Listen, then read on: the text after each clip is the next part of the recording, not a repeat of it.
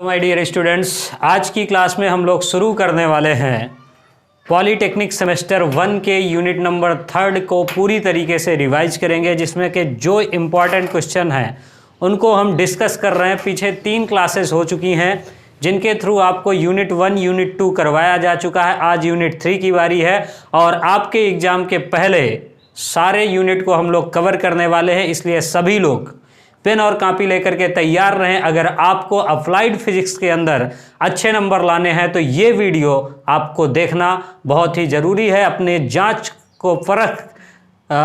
जांच और परख करना आपके लिए बेहद इम्पॉर्टेंट है।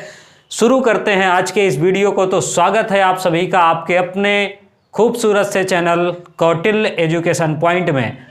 आज का जो हमारा टॉपिक है और गोल है वो है यूनिट 3 का रिवीजन, जिसमें पहला क्वेश्चन आपको आपकी स्क्रीन पर दिख रहा होगा और वो लिखा है, जो क्वेश्चन है वो है कार्य ऊर्जा प्रमेय को लिखिए एवं सिद्ध कीजिए। कार्य ऊर्जा प्रमेय को जानने से पहले अपन डिस्कस करते हैं कि कार्य क्या होता है, इसकी बात थोड़ी सी कर लेते हैं, फिर हम लोग किसकी तरफ चलेंगे, कार्य ऊर्जा प्रमेय की तरफ। तो बताइएगा जरा सा कि कार्य जो है उसका फार्मूला क्या होता है और किसे कार्य कहते हैं, एक बार बताइएगा। तो अगर आप देखेंगे चैट बॉक्स में, आपको पहले मेरे से टाइप करना है बताने के पहले ही, तो आपने पढ़ा होगा कि जो मैग्नीट्यूड ऑफ फोर्स वर्क होता है, मैग्नीट्यूड ऑफ वर्क मतलब कार्य का जो परिमाण होता है, this is equal to force into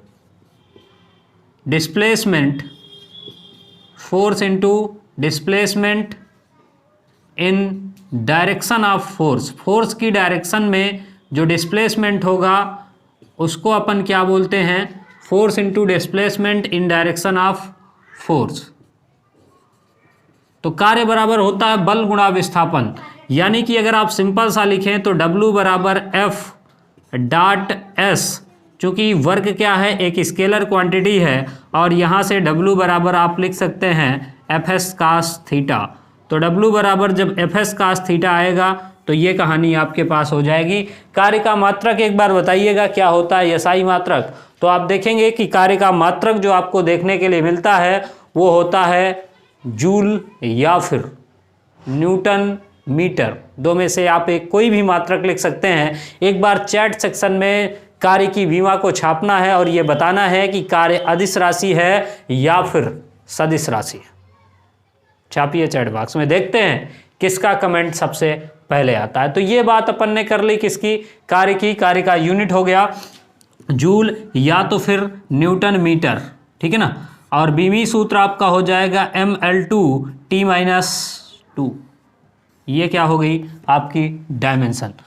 तो force work is equal to force into direction displacement in direction of force, this is called work. और वर्क इसी कारण से पॉजिटिव भी हो सकता है, नेगेटिव भी हो सकता है और शून्य भी हो सकता है। तीनों तरीके का वर्क पाया जाता है। अगर किसी को याद है तो एक बार बताइएगा कि वेरिएबल फोर्स के द्वारा जो कार्य होता है उसका फार्मूला क्या है। ये भी एक पूछा गया सवाल है कि परिवर्ती बल द्वारा किए गए कार्य को समझाइए। ये आपको बताना है क्या होता है परिवर्ती बल द्वारा किए गए कार्य का फार्मूला, इसको आपको चैट बॉक्स में छापना है।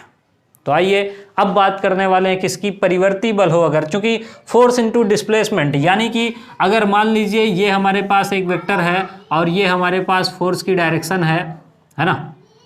तो इसमें हम परपेंडिकुलर डालेंगे तो ये इधर की तरफ आएगा F cos थीटा और इधर की तरफ आ जाएगा F sin थीटा। हमको cos थीटा वाला कंपोनेंट लेना है, इसलिए क्या हो जाएगा हमारे पास Fs cos थीटा। तो कहने का मतलब जब किसी वस्तु पर बल लगाया जाता है तो बल की दिशा में विस्थापन जो होता है तब हम क्या बोलते हैं, वर्क डन बोलते हैं। ठीक है, ये वर्क डन हो गया। अब बात करते हैं किसकी, तो work done by variable force. अगर मान लीजिए हमारे पास जो फोर्स है वो वेरिएबल है, जिसका पता नहीं है, वो टाइम के साथ या फिर किसी भी चीज़ के साथ क्या हो रही है, बदल रही है डिस्प्लेसमेंट के साथ साथ, तो क्या करेंगे। तो अब बात करते हैं work done by variable force, यानी कि परिवर्ती बल द्वारा किया गया कार्य।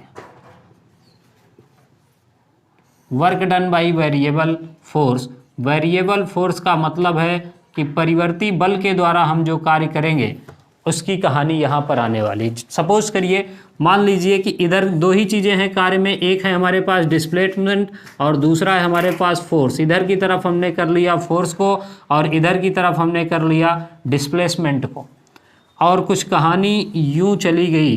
अब ये बल जो है वो परिवर्ती है, कभी इतना लग रहा है कभी इतना लग रहा है। देखिए यहाँ पर बल इतना है, फिर इसके बाद यहाँ पर मान लीजिए x1 पॉइंट है, फिर थोड़ी यहाँ पर ये वाला है x2 पॉइंट है, और यहाँ पर फोर्स क्या है, इतनी है ना, ये F1 है, ये वाली फोर्स F2 है। ठीक है, इस तरीके से अलग अलग जगह पर अलग अलग बल लग रहा है। तो इसको निकालने के लिए अपन क्या करते हैं कि छोटी छोटी स्ट्रिप में इसको डिवाइड करते हैं, dx दूरी ले लिया और फिर कार्य को निकालते हैं। तो इस तरीके से हर एक जगह पर हमको यही काम जो है वो पतली पतली स्ट्रिप के माध्यम से करना होगा। तो जो बल का फार्मूला है वो मैंने आपसे पूछा है, तो हर जगह पर इसी तरीके से काटते जाएंगे और सबको ऐड कर देंगे। हमारा क्या आ जाएगा, परिवर्ती बल द्वारा किया गया कार्य। अब परिवर्ती बल द्वारा किए गए कार्य की बात करेंगे तो dw बराबर होगा, dw बराबर एरिया ऑफ क्या, एरिया ऑफ ग्राफ, है ना। तो एरिया ऑफ स्ट्रिप या फिर ग्राफ, पहले dw ले रहे हैं तो एरिया ऑफ स्ट्रिप हो गया हमारे पास। और जब हम एरिया ऑफ स्ट्रिप की बात करते हैं तो अगर हमको टोटल वर्क डन चाहिए तो एरिया ऑफ स्ट्रिप में dw बराबर हो जाएगा f डॉट dx, डिस्प्लेसमेंट है। अगर हमको टोटल w चाहिए तो dw बराबर, दोनों तरफ सांप सीढ़ी का गेम खेल लेते हैं, ये आपको अच्छी तरीके से पता है, तो f डॉट dx। और ये काम कहाँ से कहाँ तक हो रहा है, x1 से x2, तो x1 से कहाँ तक चले जाएंगे, x2 तक। ये हो जाएगा परिवर्ती बल द्वारा किया गया कार्य। ठीक है ना। तो जब भी फोर्स वेरिएबल होगी वहाँ पर हमारे पास ये कहानी आ जाएगी। एक बार देख लेते हैं, सारी चीज़ें बिल्कुल क्लियर कट हैं या फिर नहीं है, फिर इसके बाद आगे चलेंगे। बस सब कुछ बहुत बढ़िया दिख रहा है, कोई दिक्कत की बात नहीं है। तो x1 से x2 तक, यहाँ तक की कहानी आपको समझ में आ गई है या फिर नहीं आई। तो dw बराबर ये हो जाएगा, यानी कि टोटल वर्क डन निकालेंगे तो f डॉट dx, यानी कि w टोटल अगर हमको निकालना है तो इंटीग्रेशन f डॉट dx कर लेंगे। कोई भी लिमिट हो सकती है, x1 से x2 है हमारे पास, तो ये हमने कर लिया। ठीक है, इसी को अगर हम लिखना चाहें तो f1 dx, f2 dx, f3 dx, बार बार स्ट्रिप को हटाते जाएंगे और बल को भी परिवर्तित करते जाएंगे जैसे जैसे बल चेंज होगा, और सबको एक्चुअल में हम लोग क्या करेंगे, जोड़ देंगे, तो टोटल वर्क डन हमको प्राप्त हो जाएगा। जैसे मान लीजिए आपको एक सवाल दिया गया कि कोई भी बल है वो परिवर्तित होता है F बराबर 4x के माध्यम से। Find the work done between, x1 की वैल्यू है 2 और x2 की वैल्यू है आपके पास 4। तो 2 मीटर से 4 मीटर विस्थापित करने पर इस बल द्वारा किया गया कार्य ज्ञात कीजिए। देखिए अब की बार फोर्स जो है वो डिस्प्लेसमेंट के साथ डिफेंड कर रही है, मतलब जैसे जैसे डिस्प्लेसमेंट बढ़ेगा घटेगा, बल का भी कहानी क्या होगी, बढ़ेगी या घटेगी। तो आपको बताना है कि अगर बल जो है वो इस हिसाब से चल रही है तो इसके द्वारा किया गया कार्य कितना होगा। चैट बॉक्स में छापिए, तब तक मैं इसको मिटा लेता हूं और फिर आगे चलेंगे किस पे, कार्य ऊर्जा प्रमेय पे। इतनी चीज़ें समझाना मेरा फर्ज था ताकि आप सारी चीज़ों को बिल्कुल अच्छी तरीके से रिकॉल कर पाएँ और अच्छी तरीके से चीज़ों को जान पाएँ, इसलिए मैंने ये सारी चीज़ें आपके सामने डिस्कस करी हैं। बताइए यहाँ तक की बात समझ में आ गई या नहीं। तो देखिए अभी अभी जस्ट आपने पढ़ा है कि f डॉट dx ये क्या होगा, w बराबर इंटीग्रेशन x1 से x2 तक। तो w बराबर हो जाएगा 4x dx, 4 को तो बाहर ही निकाल लेंगे, x का डिफ्रेंसिएशन करेंगे तो x स्क्वायर बाई 2 आ जाएगा, और लिमिट लगा देंगे हम कहाँ से कहाँ तक, 2 से 4 तक, 2 से 4 तक, मतलब यहाँ पर 2 यहाँ पर 4। एक बार जब x की जगह 2 रखेंगे तो 4 इंटू x की जगह हमने रख दिया 4, तो 4 का स्क्वायर बाई 2 माइनस 2 का square by 2, upper limit minus lower limit लगा देंगे तो 4 इंटू 16 बाई 2 माइनस 4 बाई 2, और घटाएंगे तो 8 माइनस 2 मतलब 6, 6 चौको 24 जूल टोटल वर्क डन आ जाएगा। ठीक है, ये बात समझ में आ गई होगी। अब आइए शुरू करते हैं।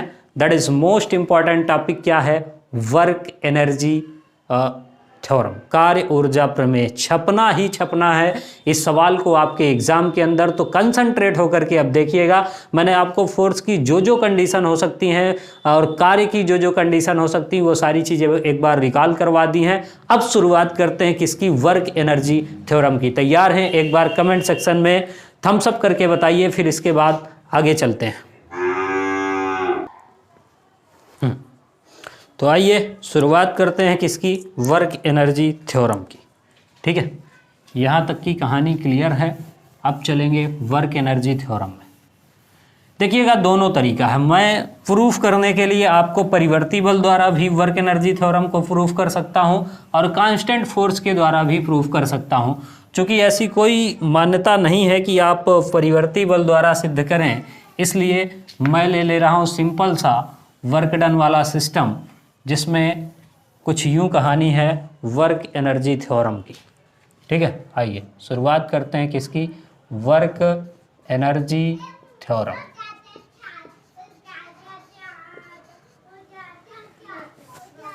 बस 1 सेकंड का टाइम दीजिएगा। वर्क एनर्जी थ्योरम, तो कार्य ऊर्जा प्रमेय की बात करते हैं। क्या है अपने पास, कार्य ऊर्जा प्रमेय। ठीक है, अब देखिएगा जो कार्य ऊर्जा प्रमेय होती है, इसकी कहानी को अगर आप देखेंगे तो मान लिया हमारे पास एक यम द्रव्यमान का पिंड है जो कि ये रखा हुआ है। यहाँ पर ये यम द्रव्यमान का पिंड है, इस पर एक फोर्स लगाया जा रहा है। ठीक है, इस डायरेक्शन में, और इसकी वेलोसिटी प्रेजेंट टाइम में यू वेलोसिटी से ये इधर की तरफ जा रहा है। क्लियर है बात।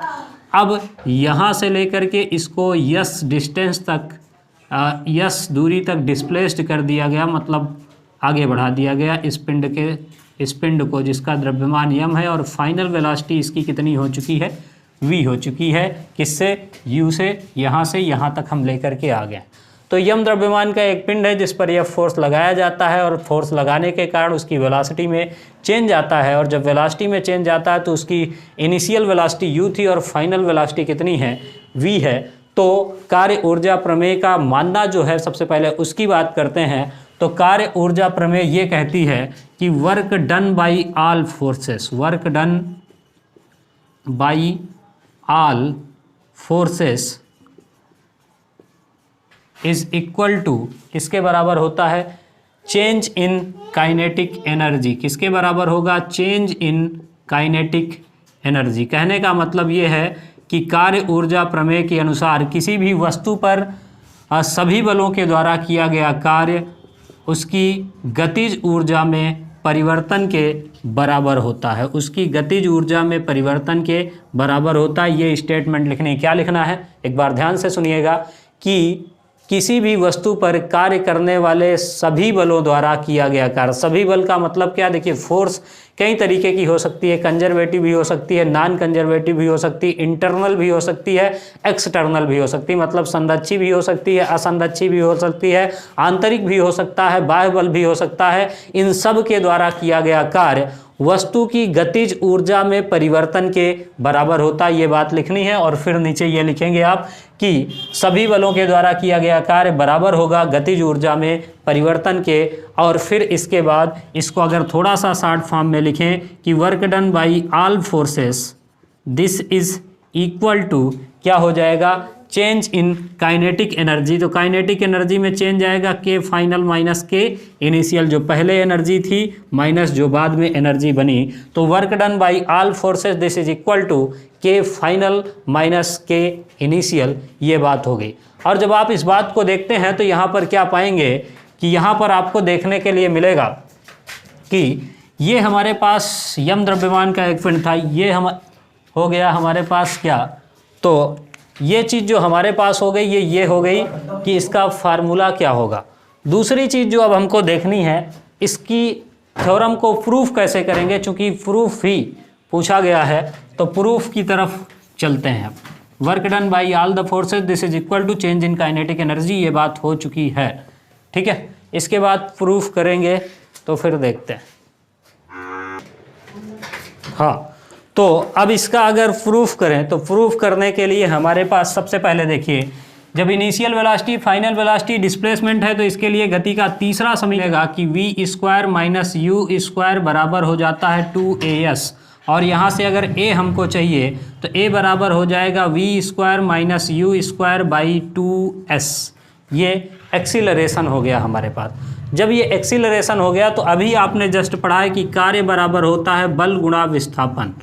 अब बल जो है वो F फोर्स ही हम लगा रहे हैं, है ना, और बल का फार्मूला क्या है, न्यूटन के सेकेंड लॉ से F is equal to ma, ये डिराइव्ड किया गया चूँकि हमने यहाँ पर ये मान लिया है कि जो वस्तु का मास है वो बदल नहीं रहा है, तो F बराबर क्या होता है, ma होता है। तो जब F बराबर ma होता है तो F की जगह अपन ने लिख दिया ma इंटू s, है ना, और जब ma की वैल्यू, a की वैल्यू को रखना चाहें तो m इंटू a की जगह लिख सकते हैं v square minus you square by 2s into s।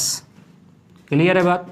अब इस यस से इस यस को काट सकते हैं अपन, तो अपने पास बचेगा m v square minus m u square, और इसमें पूरे में लग गया 1/2।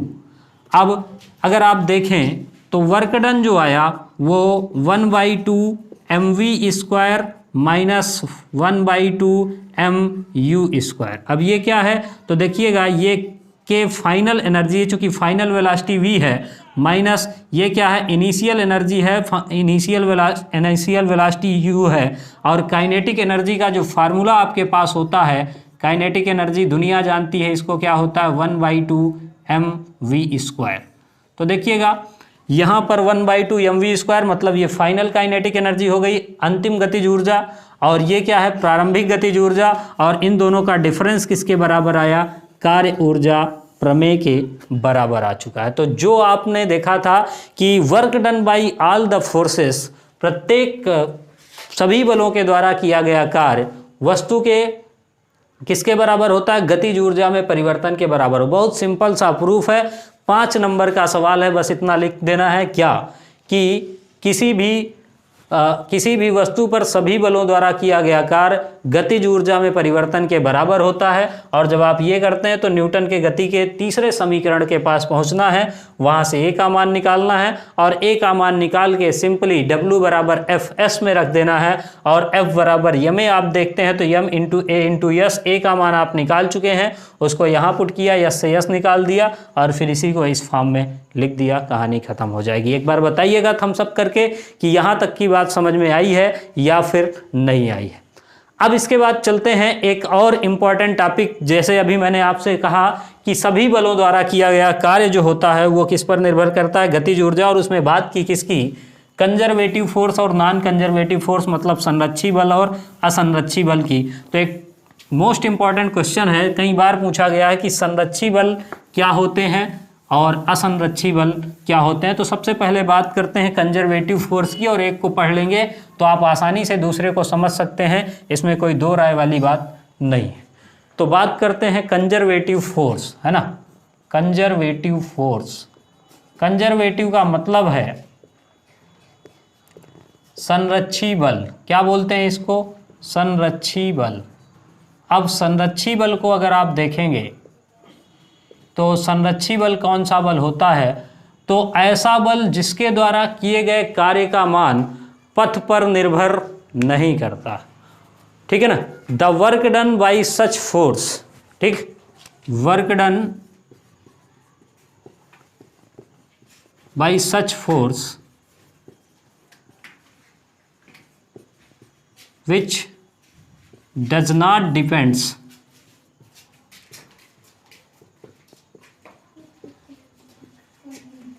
On path. मतलब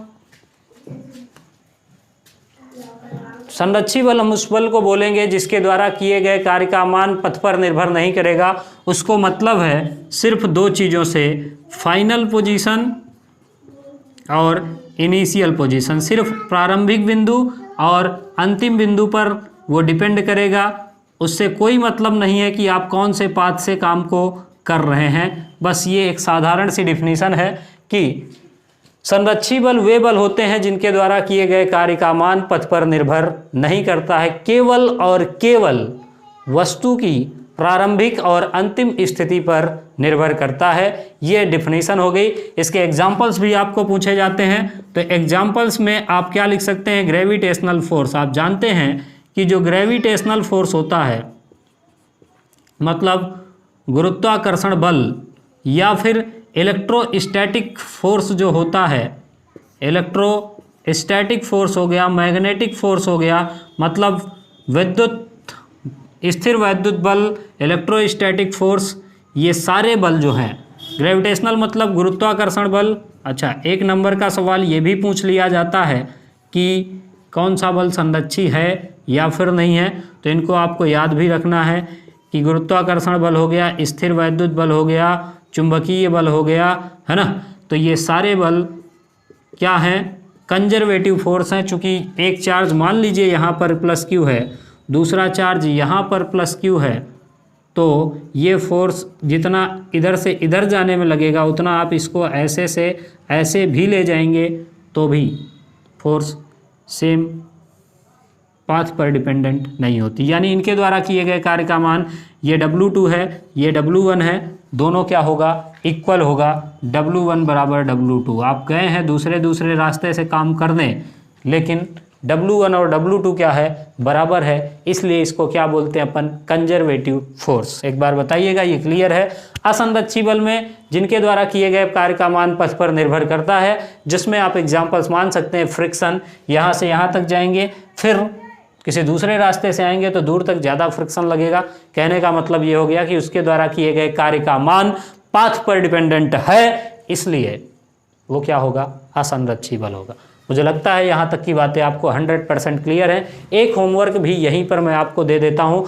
आपकी स्क्रीन पर देखिएगा एक क्वेश्चन शो हो रहा होगा, उसका जवाब आपको लिख करके बाकायदे व्हाट्सएप ग्रुप पे सेंड करना है, ठीक है। आइए अब आगे चलते हैं। इसी में कुछ चीज़ें और हैं जो बाकी हैं, जिनको आप जानते हैं फ्रिक्शन के नाम से, यानी घर्षण के नाम से। काफ़ी बार पूछे जाने वाले सवाल हैं जिनको अब आपको करवाने जा रहे हैं, और बहुत ही अच्छे तरीके के ये सवाल हैं। देखते हैं इनको, एक बार देखते हैं सारी चीज़ें क्लियर है। तो देखिएगा, अगला सवाल जो आपकी स्क्रीन पर शो हो रहा है वो भी कई बार पूछा जा चुका है कि स्थैतिक घर्षण एवं गतिज घर्षण को परिभाषित कीजिए। तो मैं आपको अगर थोड़ा सा आइडिया दूं फ्रिक्शन के बारे में, मतलब घर्षण के बारे में, तो इसमें दो चीज़ें आपको जाननी ज़रूरी हैं और उसकी बात करते हैं। फ्रिक्शन मतलब क्या है, घर्षण। और घर्षण को अगर आप देखेंगे तो मैं इसको दो पार्ट में डिवाइड कर सकता हूँ। हाँ, घर्षण एक इलेक्ट्रोस्टैटिक फोर्स है, मतलब स्थिर वैद्युत बल है। ये बात आपको ध्यान में रखनी है। घर्षण कैसा फोर्स है तो आपको बताना है, इलेक्ट्रोस्टैटिक फोर्स है, मतलब स्थिर वैद्युत बल है। कई बार एक नंबर के सवाल पर पूछ लिया जाता है। और इसकी डिफिनीशन क्या है कि जब दो सतहों के मध्य गति होती है तो उनके बीच आपेक्षिक गति का विरोध करने वाला जो बल होता है उसको अपन क्या बोलते हैं, घर्षण बल बोलते हैं, ठीक है। अब इसकी बात करते हैं थोड़ा सा। तो एक हमारे पास होता है स्टैटिक फ्रिक्शन, मतलब स्थैतिक घर्षण, और एक हमारे पास होता है काइनेटिक फ्रिक्शन, मतलब गतिज घर्षण, है ना, काइनेटिक फ्रिक्शन। और ये हो गया स्टैटिक फ्रिक्शन। तो स्टैटिक फ्रिक्शन मतलब स्थैतिक घर्षण। यही दोनों चीज़ों को डिफाइन करना है कि स्थैतिक घर्षण और गतिज घर्षण क्या होते हैं, इनको आपको बताना है। स्थैतिक घर्षण और गतिज घर्षण। तो स्थैतिक घर्षण की अगर आप बात करेंगे, मतलब स्टैटिक फ्रिक्शन की अगर आप बात करते हैं, तो कोई भी वस्तु जब विरामावस्था में होती है, कौन सी अवस्था में, विरामावस्था में, और हम उस पर बल लगाते हैं। सपोज ये मार्कर है मेरे पास, इसमें मैं इतना बल लगा रहा हूँ लेकिन फिर भी ये नहीं चल रहा है, लेकिन मैंने थोड़ा सा और बल लगाया और बल लगाया तब भी ये एडजस्ट कर रहा है, मतलब थोड़ा कम लगाया तो भी ये घर्षण लग रहा है, थोड़ा और ज़्यादा लगाया तो भी लग रहा है, थोड़ा और ज़्यादा लगाया तो भी लग रहा है, लेकिन जब मैंने ज़्यादा लगा दिया तो ये मार्कर चलना शुरू हो गया। यानी कहने का मतलब है किसी वस्तु में उसकी विरामावस्था के कारण जो फोर्स लगता है उसको अपन क्या बोलते हैं, स्टैटिक फ्रिक्शन बोलते हैं। अगर मैं थोड़ा सा आपको ग्राफ के माध्यम से ड्रा करके दिखाऊं तो अगर आप देखेंगे तो ये कहानी हमारे पास, मान लीजिए ये यम द्रव्यमान का एक पिंड रखा है, इसमें नीचे की तरफ फोर्स लगेगा mg, तो ऊपर की तरफ प्रतिक्रिया बल भी लगेगा, दैट इज आर। और मान लीजिए इस पर हमने इधर की तरफ एक एफ फोर्स लगाया है, तो जब हम इस पर फोर्स लगाते हैं तो इसके इधर की तरफ क्या उत्पन्न होता है, घर्षण बल इधर की तरफ जस्ट विपरीत दिशा में लगता है, तो इसको बोलते हैं स्टैटिक फ्रिक्शन। और हमने प्रदर्शित कर दिया किससे, एफ एस से। तो किसी भी वस्तु में उसकी विरामावस्था में जो लगने वाला घर्षण बल होता है उसको अपन क्या बोलते हैं, स्थैतिक घर्षण, है ना। तो किसी वस्तु की विरामावस्था के कारण जो उसमें बल लगता है घर्षण का, जब हम फोर्स लगाते हैं और वस्तु नहीं चलती, तो वो क्या कहलाता है, स्थैतिक घर्षण कहलाता है। इसको अपन एफ एस से प्रदर्शित करते हैं, और एफ एस ये हमारे पास हो गया। अभी फार्मूले पे बात करेंगे। तो ये जो स्थैतिक घर्षण होता है इसको भी अपन दो पार्ट में डिवाइड कर सकते हैं। एक ऑटो एडजस्टिंग, ये भी पूछा गया सवाल है, देखिए आ गया क्या, ऑटो एडजस्टिंग। एक बार सवाल आपके ही पेपर में आया था कि सिद्ध कीजिए कि जो घर्षण बल है वो एक स्वतः समायोजित बल है और दूसरा है लिमिटिंग फ्रिक्शन। तो दो पार्ट में अपन इसको भी डिवाइड कर सकते हैं। एक स्वतः समायोजित बल, है ना, तो आया था जवाब कि घर्षण स्वतः समायोजित बल है। ये सिद्ध कीजिए कि घर्षण एक क्या है, स्वतः समायोजित बल है। और दूसरा अगर आप देखेंगे तो लिमिटिंग फ्रिक्शन को बोलते हैं सीमांत घर्षण। क्या बोलते हैं, सीमांत घर्षण। सीमांत घर्षण क्या होता है, तो सबसे पहले ऑटो एडजस्टिंग यानी कि किसकी बात करते हैं, स्वतः समायोजित घर्षण बल की बात करते हैं। तो स्वतः समायोजित घर्षण का मतलब है, स्वतः समायोजित घर्षण का जो मतलब है हमारे पास वो ये है कि घर्षण आप देखेंगे कोई भी आदमी मोड़ पर 10 की स्पीड से भी मुड़े, 90 की स्पीड से भी मुड़े, 50 की स्पीड से मुड़े तो गाड़ी रुक नहीं जाती, चलती रहती है। मतलब ये अपने आप को क्या करता है, एडजस्ट करता है। यहाँ पर हमने इसमें थोड़ा सा बल लगाया तब भी ये एडजस्ट है, थोड़ा ज़्यादा लगा दिया तब भी एडजस्ट है, लेकिन बहुत ज़्यादा लगाएंगे तब जाकर खत्म होता है। तो ये अपने आप को थोड़ा क्या करता है, स्वतः समायोजित करता है, एडजस्ट करता है, इसलिए इसको क्या बोलते हैं, ऑटो एडजस्टिंग फोर्स बोलते हैं। लिमिटिंग फ्रिक्शन की आप बात करेंगे तो लिमिटिंग फ्रिक्शन का मतलब ये है, जैसे इस बॉडी पर हमने बल लगाया, अभी ये बॉडी नहीं चली, बॉडी नहीं चली, बॉडी नहीं चली, और फिर इसके बाद क्या होता है कि हमने इस पे इतना बल लगा दिया कि बॉडी जस्ट चलने ही वाली है, चलने ही वाली है, मतलब चली नहीं लेकिन अब उसके बाद चल देगी, तो उसको क्या बोलते हैं, लिमिटिंग फ्रिक्शन। तो जैसे जैसे बाह्य बल का मान बढ़ाते हैं स्थैतिक घर्षण का मान बढ़ता है, लेकिन एक समय ऐसा आता है कि जब स्थैतिक घर्षण खत्म हो जाता है, वस्तु चलने वाली होती है, तो उसको अपन क्या बोलते हैं, सीमांत घर्षण। ठीक है ना। तो ऐसी स्थिति में जिस पर कोई भी वस्तु गति की अवस्था में आने वाली होती है उसको बोलते हैं, जिसके बाद बॉडी जो है वो गति की अवस्था में आ जाएगी, उसको बोलते हैं लिमिटिंग फ्रिक्शन। और अगर हम इसको एफ से प्रदर्शित करें तो एफ एल बराबर, F L is directly proportional to होगा आर, और एफ एल बराबर हो जाएगा म्यू इंटू आर के। ये लिमिटिंग फ्रिक्शन का फार्मूला आपके सामने है।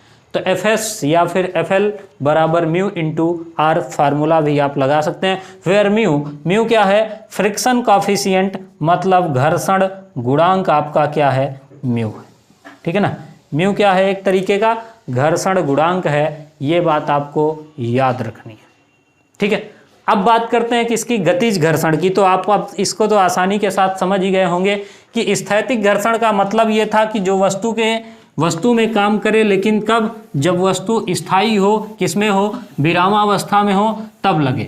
इसी तरीके से जब वस्तु गति की अवस्था में है तो ऐसा नहीं है कि वस्तु में घर्षण बल नहीं लग रहा है, तो गति की अवस्था में पिंड पर जो बल कार्य करता है उसको क्या कहते हैं, गतिज घर्षण बोलते हैं, और इसको एफ के से प्रदर्शित करते हैं। और ये गतिज घर्षण भी दो तरीके का होता है, एक अपने पास होता है रोलिंग फ्रिक्शन और दूसरा अपने पास होता है स्लाइडिंग फ्रिक्शन।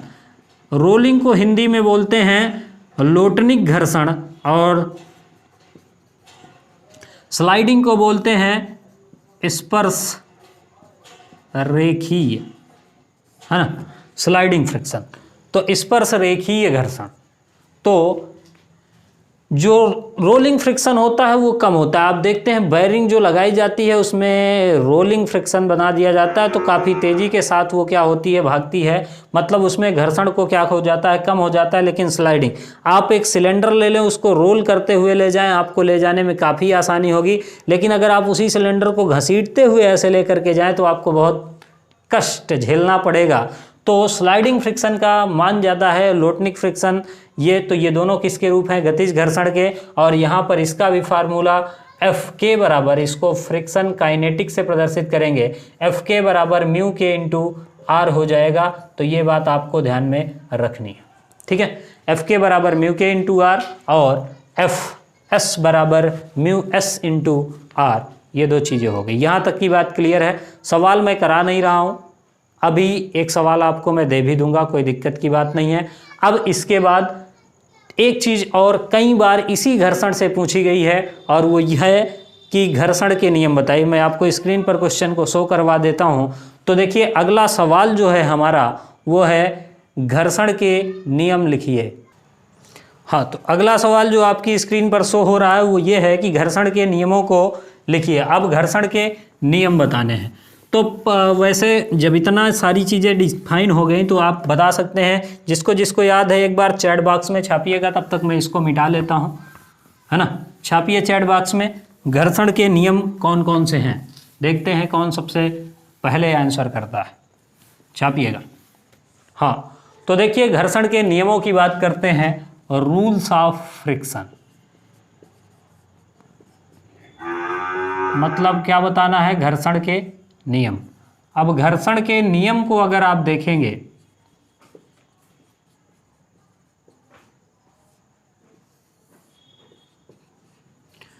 तो घर्षण के नियम की कहानी में अगर आप देखेंगे तो थोड़ा सा ट्विस्ट है। पहला नियम क्या हो जाएगा कि घर्षण बल जो होता है वो अभिलंब प्रतिक्रिया बल के सीधे समानुपाती होता है ना। ये पहला नियम हो गया कि F इज डायरेक्टली प्रोपोर्शनल। देखिए F ये है, अगर छोटा वाला बनाऊंगा तो क्या मानना है, कौन सा, घर्षण बल, नॉट फोर्स। तो F is directly proportional to R where F क्या है, फ्रिक्शन मतलब घर्षण बल, और R क्या है, प्रतिक्रिया, अभिलंब प्रतिक्रिया बल। याद रहेगा, कोई दिक्कत। तो घर्षण बल जो है वो अभिलंब प्रतिक्रिया बल के सीधे समानुपाती होता है। ये पहला नियम हो गया, आपको जो याद होना चाहिए, ठीक है ना। अब देखिए दूसरा नंबर, अगर कोई पिंड इस तरीके से चल रहा है, किस तरीके से चल रहा है, इस तरीके से इधर की ओर चल रहा है, यम द्रव्यमान का पिंड है, तो घर्षण की दिशा किधर होगी, जस्ट अपोजिट। इधर ये F लग रहा है, पिंड जा रहा है, इधर F लगेगा फ्रिक्शन वाला। मतलब दूसरा नियम ये है कि घर्षण बल की जो दिशा होती है वो गति की दिशा के विपरीत होती है, ये बात आपको याद रखना है। और तीसरे नियम की अगर आप बात करेंगे तो घर्षण बल सतह के क्षेत्रफल से जो है वो स्वतंत्र होता है। और चौथा नंबर अगर आप देखेंगे तो घर्षण बल का जो मान है वो पदार्थ पर भी निर्भर करता है, मतलब क्षेत्रफल से स्वतंत्र होता है, एरिया से घर्षण बल का लेना देना नहीं है, घर्षण बल उतना ही लगेगा, ठीक है। अब इसके बाद अगला नंबर जो मैंने आपको बताया कि ये पदार्थ पर भी निर्भर करता है और सतह पर भी इसका मान निर्भर करेगा कि दोनों की सतहें कैसी हैं। खुरदुरी सतह है तो बल ज़्यादा लगेगा, कमजोर मतलब चिकनी सतह है तो जो बल लगने वाला है वो क्या लगेगा, कम लगेगा, है ना। तो दूसरा, तीसरा, चौथा, 4 चीज़ें मैंने आपको बता दी, वैसे इतनी ही लिखनी पर्याप्त है, कोई दिक्कत की बात नहीं है। अब इसको एक बार मिटाएंगे और मैं आपको स्क्रीन पर अगला क्वेश्चन शो करवाता हूं जिसका जवाब आपको देना है।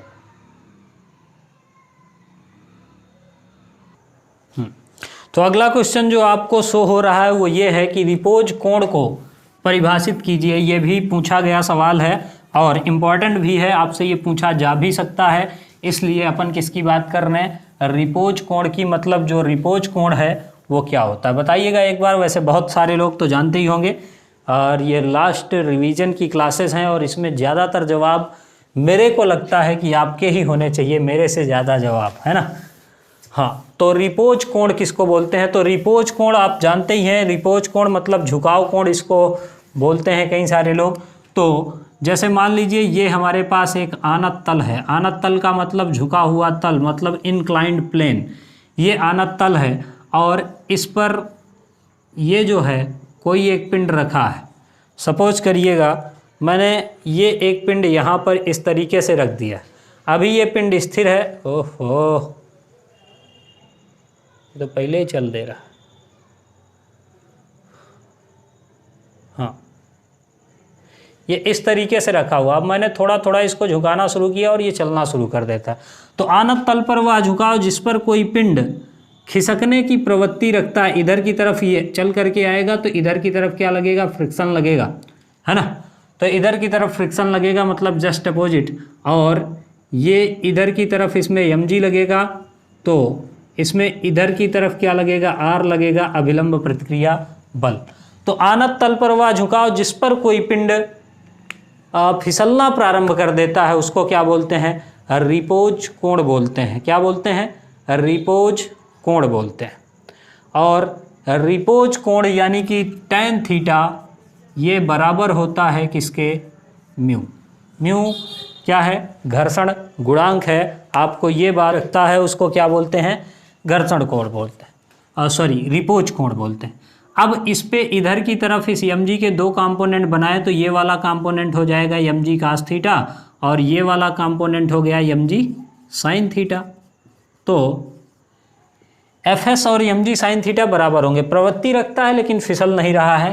तो ये फार्मूला जो है ये आया कहाँ से, इसकी अगर बात करेंगे आप तो उसको थोड़ा सा देखें तो fs बराबर हो जाएगा किसके, mg sin थीटा के, और r बराबर हो जाएगा किसके, mg cos थीटा के। ये दोनों बराबर, ना तो ये नीचे आ रहा है और ना तो ऊपर जा रहा है, मतलब mg cos थीटा के।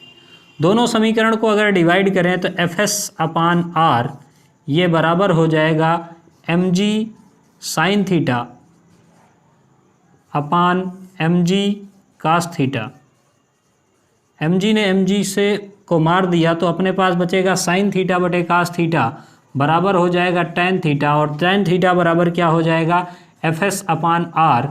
अब fs बराबर होता है mu s into R, just पीछे, तो इसको लिख दिया mu s into R upon R, और ये कट गया तो tan थीटा बराबर क्या हो जाएगा, म्यू एस या फिर म्यू के बराबर।